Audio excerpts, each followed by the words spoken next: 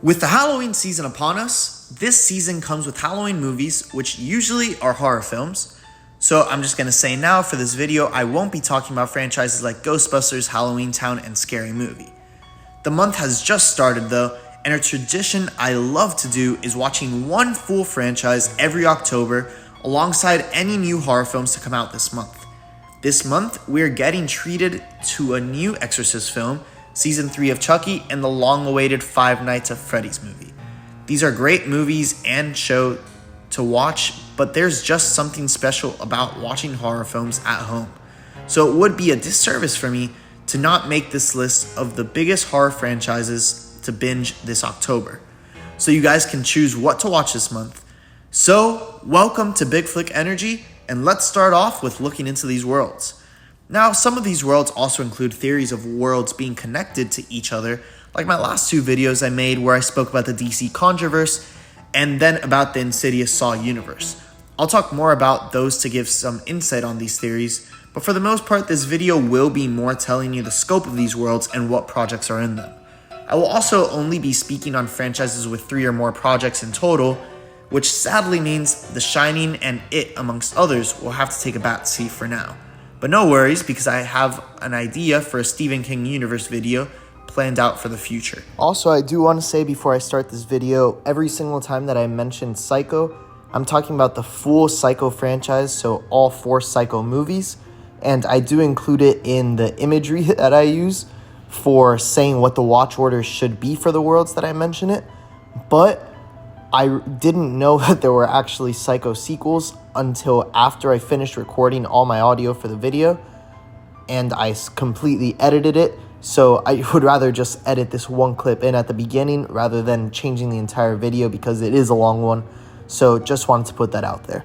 But for now, let's jump into the top horror franchises to watch this Halloween season, and I will just say, I decided to save the best for last with this video, with what I call the goated Horrorverse, which is not a good name, and I want to change that, but I'm extremely excited to talk about it, so stick around for that.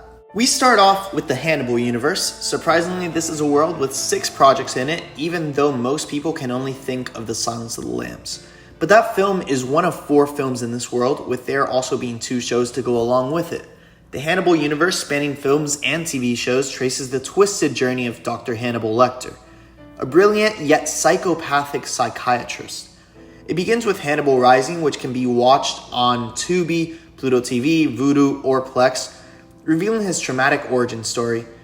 The narrative then continues through the TV series Hannibal, which can be seen on Hulu or Tubi, Red Dragon, which can be watched on Hulu or Amazon Prime, The Silence of the Lambs, and the movie Hannibal, which can both be seen on Max, Hulu, or Prime, exploring the intricate relationships between Lecter, FBI agents Will Graham, and Claire Starling, and the pursuit of gruesome serial killers. And speaking of Claire Starling, the franchise also includes the TV show Clarice, which can be seen on Prime or Freevee, examining Starling's post-Silence of the Lambs career, creating a dark and gripping cinematic universe centered around Hannibal Lecter's chilling presence. So this world, you should watch it in this specific order, starting with Hannibal Rising in 1944, then going off to Hannibal, then Red Dragon 1980, Silence of the Lambs 1983, Clarice in 1993, and Hannibal. And then we move on to what I call the new Halloween universe. So this is basically Blumhouse's Halloween franchise with their new trilogy of films. But there are so many different Halloween worlds they've created through the years, it would be a disservice to only include one. So we'll get to the others later, including a presence in the goated Horrorverse I mentioned earlier, which would be coming at the end of this video. But one common trend of all of these worlds is the influence they have from the original slasher film, Psycho, to the point that many theorize they take place in the same universe. There's this fan theory that the character Sam Loomis in Psycho is the same Dr. Sam Loomis in Halloween. After Loomis's experience with Norman Bates, he devoted his life to understanding criminal psychology, which led to his eventual encounter with Michael Myers. So a common trend for all of these Halloween universes will be starting with Psycho and then following it up with Halloween from 1978. But they will also include Halloween 3, Season of the Witch, which is in many ways its own story. only sharing a title with the original despite being part of the same franchise. And although none of the Halloween movies between the original and the new ones are canon to this world, this is a story without Michael Myers that can fit in no matter what you try to do to say it doesn't. And then of course, this franchise closes out with the new Halloween trilogy. The Halloween franchise follows a decades-long saga of terror centered around Michael Myers, a relentless serial killer. It all begins with the 1959 film Psycho, which can be seen on Peacock and AMC+, setting a precedent for the psychological horror genre. In 1978's Halloween, which can be seen on AMC+, Prime, or you may get lucky this season if theaters are showing around your area, Michael Myers emerges as a masked murderer. This is also excluding Halloween 3 Season of the Witch, which explores a different story in this vast universe and can be seen on Peacock or AMC+. Now, the modern era of the franchise continues the story with Halloween 2018, seen on Peacock, Fubo, and Hulu, and its sequels Halloween Kills, which needs to be rented or pirated, and Halloween Ends, seen on Prime, continuing the relentless pursuit of Michael Myers and the enduring legacy of the Halloween Night Massacre, where Michael Myers comes back after 40 years. So, the order to watch this would be starting with Psycho in 1959, then Halloween in 1978, then Season of the Witch 1982, and then with the new Halloween world with Halloween 2018, Halloween Kills 2018, and Halloween Ends 2022. We then continue with the next universe, the Scream Universe. This world is very straightforward with 6 interconnected movies, but there is a Scream TV show that does not fit in this world based on how the latest films ignore its presence, so this world just focuses on the films in my opinion. The Scream franchise weaves a chilling narrative across its 6 movies, primarily revolving around the fictional town of Woodsboro until the latest film took the story to New York. It all begins with the original Scream in 1996, which can be seen on Max, Hulu, or Prime, where a masked killer known as Ghostface terrorizes high school students. Subsequent films including Scream 2, Scream 3, which are also seen on these previously mentioned streaming services, and Scream 4, seen on Peacock, continue to explore the legacy of Ghostface and the ever-present threat to the returning characters. The most recent entries, Scream 2022 and its sequel Scream 6, seen on Paramount+, bring a new generation of characters into the deadly game while paying homage to the franchise's iconic past. And honestly, this is a very fun franchise because it is a whodunit story in many ways. So, like I said before, this is a very straightforward franchise, just 6 films on the order that the titles are in, with Scream, Scream 2, Scream 3, Scream 4, Scream 2022, and then Scream 6. And next up, we have the Candyman Universe, not as well known as Scream and Halloween, but indubitably creepier. This 4-film franchise is pretty straightforward. The Candyman franchise unfolds a haunting narrative across its 4 movies, primarily centered around the urban legend of the vengeful spirit Candyman. It commences with Candyman 1992, seen on Peacock or AMC+, where a supernatural killer is summoned by those who dare to say his name 5 times in front of a mirror. Candyman Farewell to the Flesh delves deeper into Candyman's tragic backstory, while Candyman Day of the Dead continues his legacy in a different setting. The recent sequel, Candyman 2021, reimagines the myth for a new generation while exploring the societal impact of the Candyman legend in a gentrified neighborhood. The 3 sequels to the original can all be seen on Prime. And like I said, it's pretty straightforward. They're all in the same order, starting with Candyman, then Farewell to the Flesh, then Day of the Dead, and then Candyman 2021. And this takes us to the Dark Universe. And I don't mean what Universal recently tried to create into an action-adventure universe, starting with Tom Cruise's The Mummy. I mean what the Dark Universe originally was. A world filled with horror, encompassing some of the most iconic horror icons of all time. The classic Dark Universe is a cinematic world featuring iconic monsters like Dracula, Frankenstein's monster, the Mummy, the Invisible Man, and the Wolfman. These films, spanning from the 1930s to the 1950s, tell individual stories of these monsters, often focusing on their origins, tormented existence, and interactions with unsuspecting humans, While each movie stands alone in its narrative, they collectively establish a shared universe, where these supernatural beings coexist, occasionally crossing paths, and contribute to the rich lore of the classic horror cinema in what may be the first large-scale cinematic universe, so Marvel should step aside, because this is where it all started. All of these projects are assorted on different platforms for viewing, but from looking into it, focusing your efforts on Prime and Peacock should get you most or all of these films. Now, this franchise you would think would be the longest, but two others actually beat it out. One being the goated Horrorverse, and another being from a video I posted a couple weeks ago I'll mention later in this video. But it is a long universe. I'm still gonna quickly run through all these projects.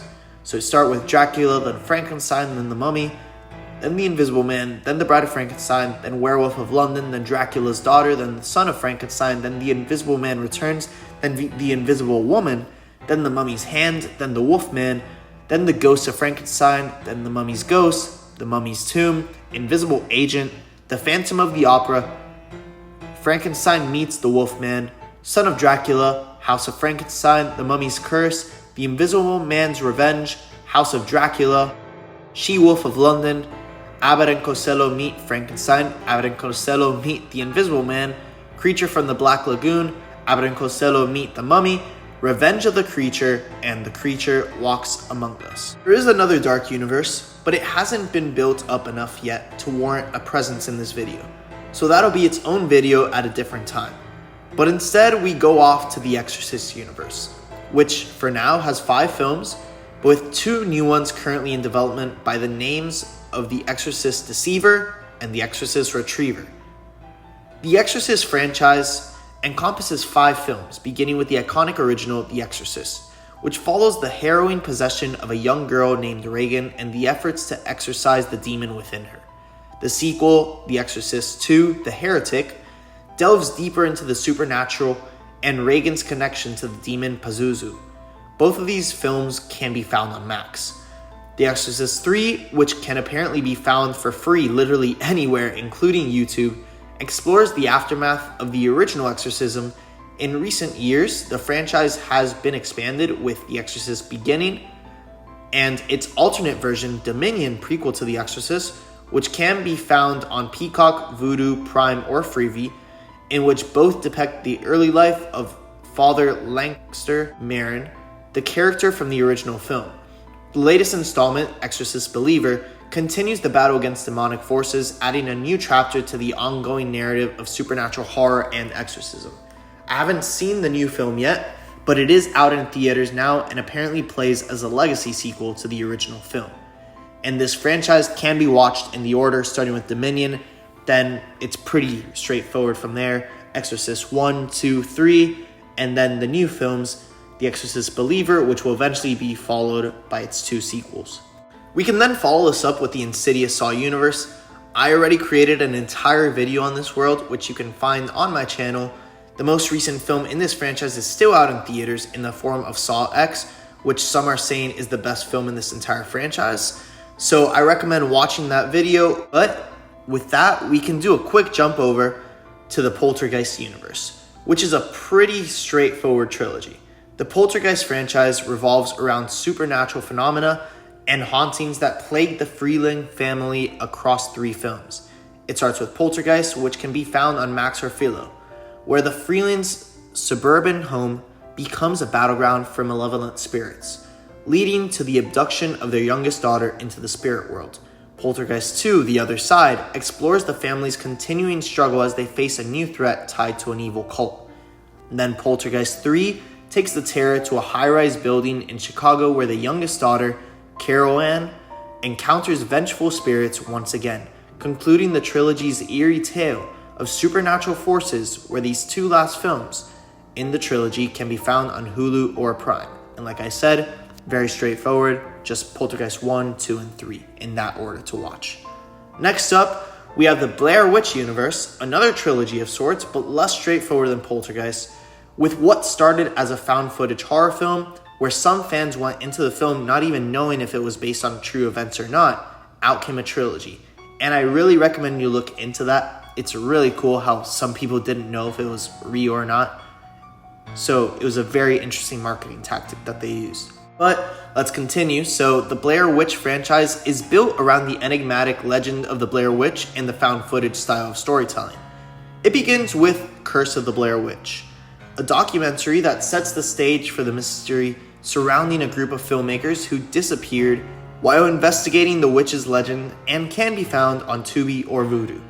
The Blair Witch Project, a film found on Freevee or Paramount Plus, follows as it depicts the harrowing experiences of those filmmakers in their terrifying encounter in the Black Hills Forest. The more recent installment, Blair Witch, seen on Max, Hulu, or Prime, revisits the legend years later as a new group of explorers ventures into the same woods to uncover the truth behind the haunting, continuing the franchise's eerie exploration of the supernatural. And it can be watched in the order that I just mentioned it: Curse of the Blair Witch, The Blair Witch Project, and then Blair Witch. After this, it only makes sense to continue with the found footage style of horror with the Paranormal Activity universe, which sort of perfected this genre with its first film. But this is also probably the most overcomplicated franchise to watch in terms of watch order. So when I say first one, it actually means the third one chronologically, because the franchise starts with part 3, then part 2, then part 1, and then part 2 again, but it's a different part 2 that takes place in Tokyo, and then part 4, and then 3 other films not numbered because they realize how confusing this world had become. Confusing, right? But it's probably easier if I drove into the overall premise of the franchise first. The Paranormal Activity franchise is known for its found footage style of horror and its evolving storyline. It starts with Paranormal Activity, where a couple experiences terrifying supernatural events in their home, leading to the discovery of a malevolent entity. The subsequent films, including Paranormal Activity 2 and Part 3, delve into the origins of the haunting. Then Part 2 again, Tokyo Nights, so Paranormal Activity 2, Tokyo Nights, and Part 4 expand on the stories of these hauntings in different settings, while later entries like Paranormal Activity The Marked Ones and Paranormal Activity The Ghost Dimension expand on the paranormal mythology. The franchise culminates with Paranormal Activity Next of Kin, introducing a new chapter that explores a different family's unsettling connection to the supernatural. So, with this watch order, like I mentioned before, it's Paranormal Activity 3, then Part 2, then Part 1, and then Part 2 Tokyo Night, then Part 4, then The Marked Ones, then The Ghost Dimension, and then lastly, Next of Kin. So we then return to the slasher style of horror with the Texas Chainsaw Massacre franchise. Similar to the Halloween franchise, there are different versions of this world, so I will be mentioning the current version of this universe now, and we'll get back to the original version later when discussing the goated horror universe at the end of this video.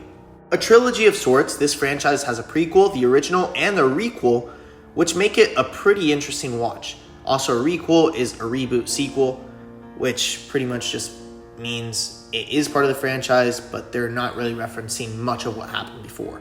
The Texas Chainsaw Massacre franchise revolves around the horrifying saga of the Sawyer family and their sadistic cannibalistic practices. It begins with the original, the Texas Chainsaw Massacre, with chain and saw written as separate words, unlike the new one where it's one word, which apparently was a big enough of a difference for the creators to say it's a different movie. So this is where a group of friends falls victim to Leatherface and his deranged family. It can be found on virtually any free streaming service, so it should be pretty easy to find. Leatherface, on the other hand, is found on Max, Hulu, or Prime, and serves as a 1950s era prequel, delving into the origins of the iconic killer. The recent Netflix original sequel, The Texas Chainsaw Massacre, explores the legacy of horror as the town of Harlow becomes embroiled in a new wave of violence, continuing the franchise's gruesome and relentless terror. And this franchise can be watched starting with Leatherface in the 1950s, then the original Texas Chainsaw Massacre in 1974, followed by the new film in 2022. We then go into arguably one of the most looked down upon horror franchises, but because of how impactful it is in the video game world, we need to talk about the Resident Evil Cinematic Universe, comprising of 3 entirely different Resident Evil franchises that, if you squint hard enough, fit smoothly enough with each other to make one universe. The Resident Evil movie franchise, encompassing 8 projects, unfolds in a world plagued by the deadly T virus, engineered by the malevolent Umbrella Corporation. It begins with Welcome to Raccoon City in 1998, available on Starz, Hulu, or Prime, setting the stage for the outbreak in Raccoon City. Resident Evil in 2002, as seen on AMC+, Philo, and Prime, introduces Alice, an amnesiac protagonist caught in the zombie apocalypse and the corporation's sinister plots. Subsequent films like Apocalypse, Extinction, Afterlife, Retribution, and the final chapter follow Alice's battles against the undead and bioengineered monstrosities, revealing the corporation's dark secrets, and can all be found on the same services as the 2002 film. The Netflix original TV show Resident Evil, taking place in 2036, expands this narrative, providing a global perspective on the outbreak's aftermath, weaving a comprehensive tapestry of survival horror in the Resident Evil universe. And despite a lot of these projects being disconnected, as I mentioned, 3 different franchises were made with different creators. This franchise goes, as I mentioned, starting with Welcome to Raccoon City, then Resident Evil 2002, then Apocalypse, then Extinction, then Afterlife, then Retribution, then the final chapter, which actually isn't the final chapter, because then you have Resident Evil, the TV show, in 2036. So with that, we go back to one of, if not the most influential horror franchises of all time, the original Halloween universe, which once again includes Psycho, Halloween, and Halloween 3 Season of the Witch, but it also brings in the entire original series of films. The original Halloween movie franchise begins with Psycho, setting the foundation for the psychological horror genre as mentioned before. It then transitions to Halloween, where Michael Myers, a masked killer, escapes a psychiatric institution to terrorize a small town. Halloween 2, found on Peacock, AMC+, Philo, and Prime, continue the story, revealing Michael's connection to Laurie Strode, the girl who lived, while Halloween 3 Season of the Witch diverges into an unrelated plot as previously mentioned. The subsequent films, Halloween 4, The Return of Michael Myers, Halloween 5, The Revenge of Michael Myers, and Halloween, The Curse of Michael Myers, follow Michael's relentless pursuit of his surviving family members, unraveling a complex narrative of family ties and evil that spans several decades. All 3 of these films can be found on AMC+, Philo, and Prime. This franchise starts with Psycho, then Halloween, and it's pretty straightforward, then Halloween 2, 3, 4, 5, and then Halloween, The Curse of Michael Myers in 1995. We then jump into a new horror franchise of Netflix original films, which were all released within the same year, which was a very interesting way to make a franchise and definitely caught my attention, in the form of the Fear Street Universe. Once again, an interesting chronological order, but with time travel involved, every film is uniquely both a prequel and sequel to its predecessor. The Fear Street movie franchise, comprising 3 interconnected films, delves into the dark history of Shadyside, a town plagued by supernatural horrors for centuries. It begins with Fear Street Part 1, 1994, where a group of teenagers uncovers a malevolent curse that has haunted their town for generations. In Fear Street Part 2, 1978, as you can see the time is going back, the narrative goes back in time to reveal the origins of the curse and the sinister events that unfolded at a summer camp. Finally, Fear Street Part 3, 1666, explores the town's disturbing past, tying together the threads of witchcraft, evil entities, and the desperate fight for survival across centuries, concluding the haunting tale of Shadyside's legacy of terror. And as I mentioned, it's a pretty weird watch order when you look at the titles for it, because Part 1 has the latest date, but it starts with Part 1, then Part 2, Part 3, and with time travel, it does make sense. And with that, we jump into a film franchise that is much longer than I ever would have imagined in the Hellraiser universe.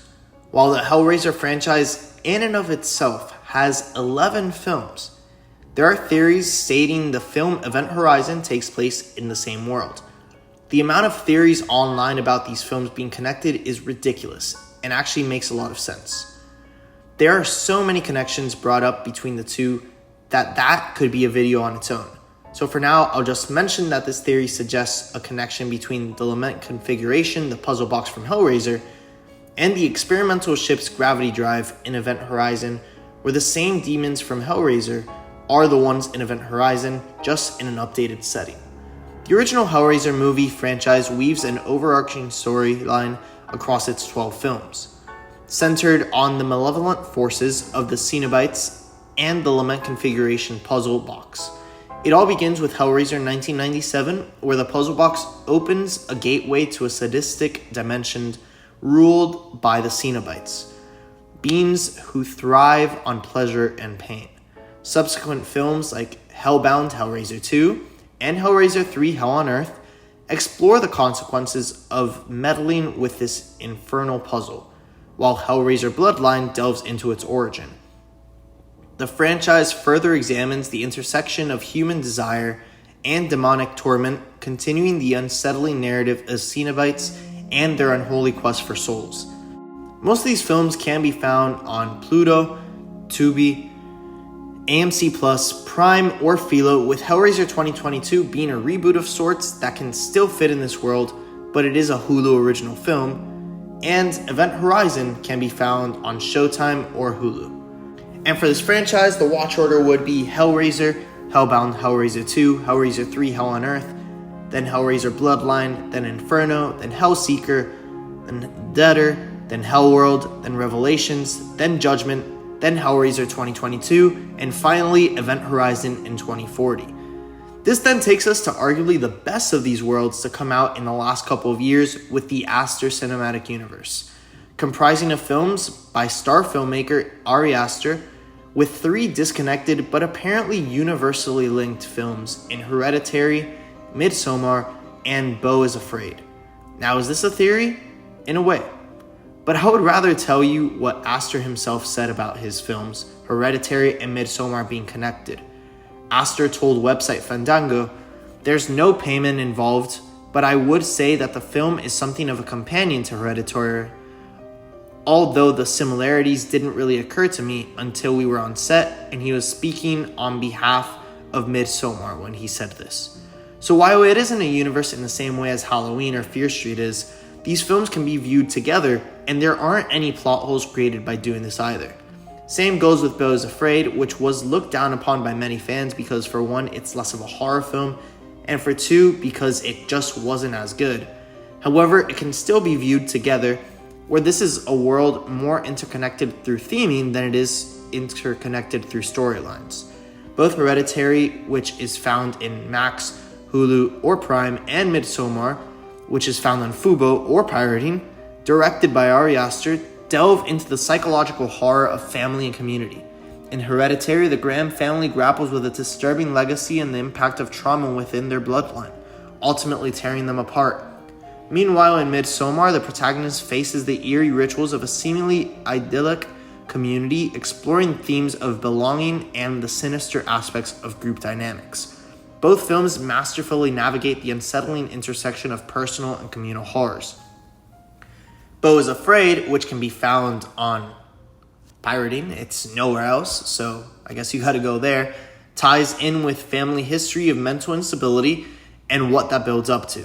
In a similar vein, we have Jordan Peele's 3 films of Get Out, Us, and Nope, but because of the global scale of Us, I don't see how these films can be looked at as taking place in the same world as each other, so I won't be taking on those projects and I won't be talking about them, despite Get Out and Us being 2 of my favorite recently released thrillers.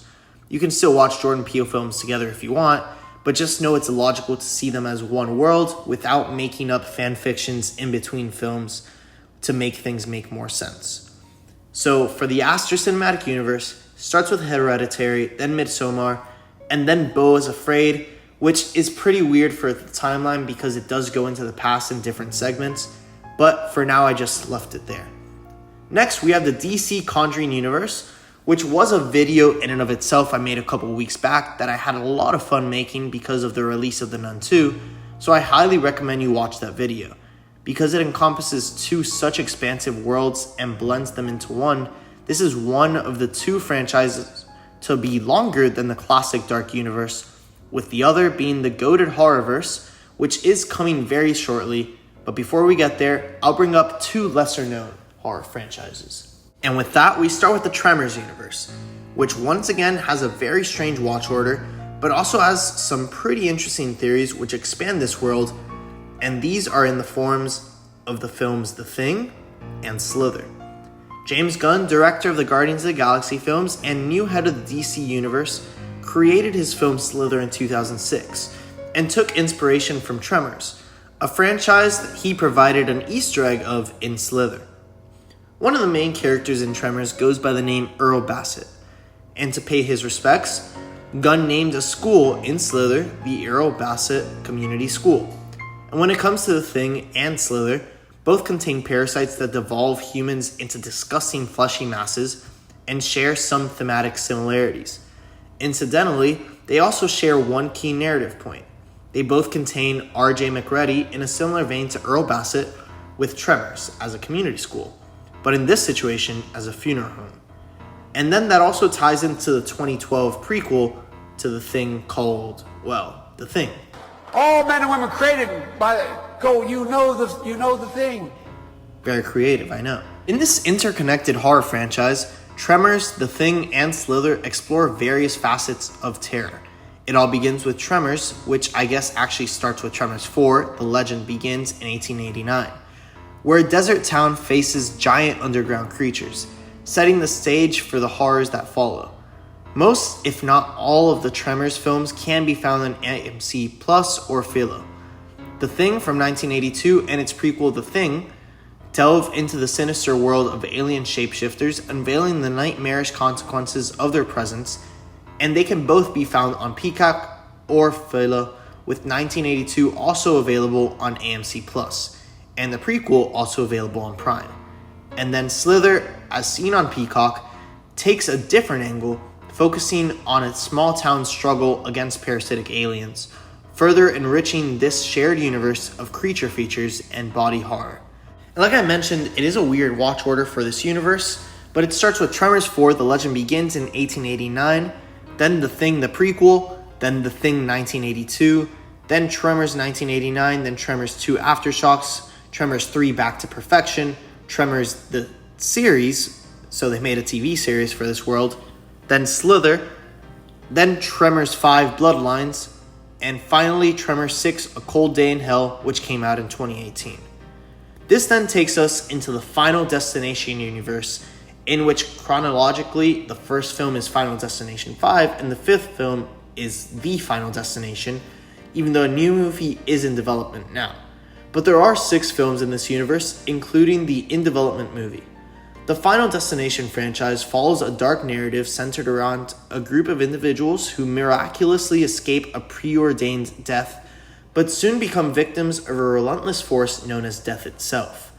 It all begins with Final Destination, when a group of students evades a plane crash, setting off a series of fatal accidents. Final Destination 2, 3, and The Final Destination explore similar themes, with various characters narrowly escaping death's clutches only to face gruesome fates. Final Destination 5 introduces new characters in a prequel story who, after surviving a suspension bridge collapse, grapple with the inescapable hand of fate, continuing the franchise's tension-filled saga of cheating death. All Final Destination films can be watched on Max or on Prime. And it starts with Final Destination 5, then Final Destination, then Part 2, then Part 3, then The Final Destination, and the new film that's coming out, Final Destination Bloodlines. I know I've missed some major horror franchises like Friday the 13th, Chucky, Evil Dead, and Nightmare on Elm Street, but that is all because I've been saving them now, because it's time to discuss the goated Horrorverse, which I will change the name. Comprised of 54 projects to date and still expanding, this is easily the most expansive horror franchise we have. Now, some people have different versions of this world, but I took a different take on which films are included. But first, let me explain to you what this world is. You see, there's no question that Friday the 13th and Nightmare on Elm Street are part of the same universe, considering they had a crossover film. However, this also begs the question of whether other horror icons can be in this world, and the best answer we get to this question can be seen in 2 different movies. in Behind the Mask, The Rise of Leslie Vernon, and The Bride of Chucky. You see, in The Bride of Chucky, an evidence locker is shown where we can see Michael Myers' mask, Jason's mask, Leatherface's chainsaw, and Freddy Krueger's clawed glove. Then we have The Rise of Leslie Vernon. In this film, which is much less of a horror film, a man is inspired by iconic slashers and becomes one. But to prove his worth as one, he hires a film crew to film his adventures as a slasher. He mentions his inspirations of becoming a slasher being Jason Voorhees, Michael Myers, and Freddy Krueger. At first, I thought Leslie Vernon was a guy who saw the movies we see and became a slasher from watching those films. It even led me to wanting to include this film in the Scream universe, since the premise of the movie fits smoothly with Scream, given how lightly both stories take slashers outside of those attacked by them, and their respective lacks of the supernatural. Not to mention how both stories mention horror characters, where Scream makes it clear they are films, while Leslie Vernon does not. However, that can't be the case for a simple reason. Another project that mentions the rise of Leslie Vernon in Hatchet Part 2.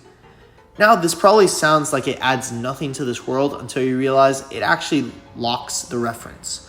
So in Hatchet 2, a character talks about his hometown of Glen Echo, and the local boogeyman story there about a guy named Leslie Vernon.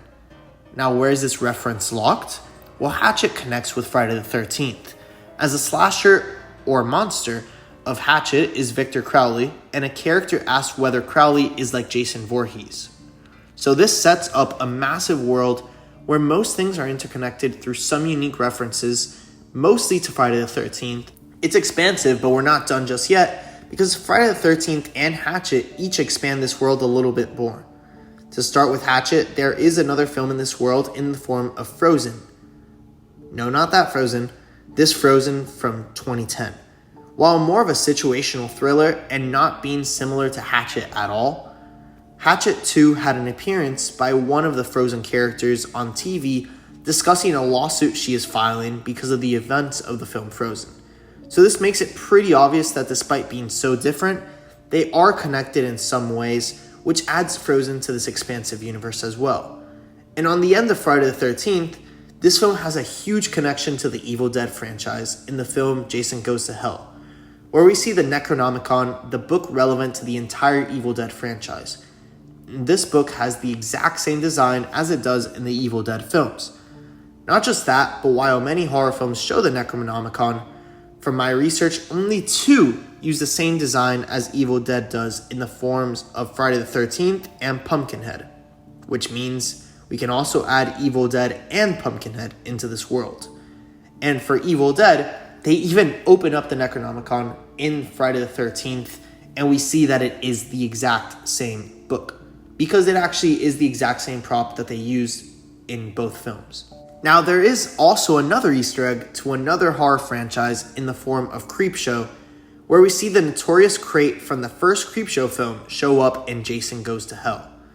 So with this world is populated by projects from the worlds of Chucky, Halloween, Friday the 13th, Nightmare on Elm Street, Texas Chainsaw Massacre, Leslie Vernon, Evil Dead, Hatchet, Frozen, Pumpkinhead, Creepshow, and as I mentioned in the other 2 Halloween universes with Psycho as well. Now, I mentioned that both Halloween and Texas Chainsaw Massacre have multiple different watch orders based on different sequels and ways the franchises have gone forward, so the goated Horrorverse accounts for whatever storylines were running at the time of the release of The Bride of Chucky, since that was the most likely version used for the film. So for Texas Chainsaw Massacre, it's the original comprised of Leatherface, the Texas Chainsaw Massacre, its sequel, Leatherface, the Texas Chainsaw Massacre Part 3, and the Texas Chainsaw Massacre, The Next Generation. While on the end of Halloween, it's comprised of the Halloween H20 universe, which is pretty much the film takes place 20 years after the original Halloween, and it also got a sequel in Halloween Resurrection.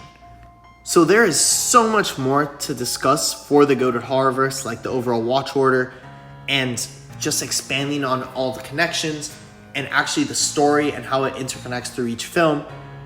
But this video would be way too long if I did, so I'll be making a video for this month discussing in depth all the projects in this world because it is massive. And I would rather just post this video now. But for now, these are the top horror franchises to watch this Halloween season.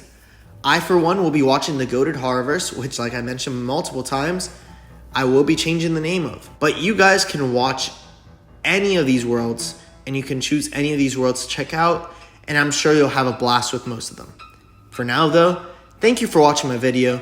Comment down below any questions or ideas you have of other franchises I should have mentioned, or other movies or shows in the franchises I mentioned that could be through theories or I may just have missed. So please like and subscribe to my channel, and see you next time on Big Flick Energy.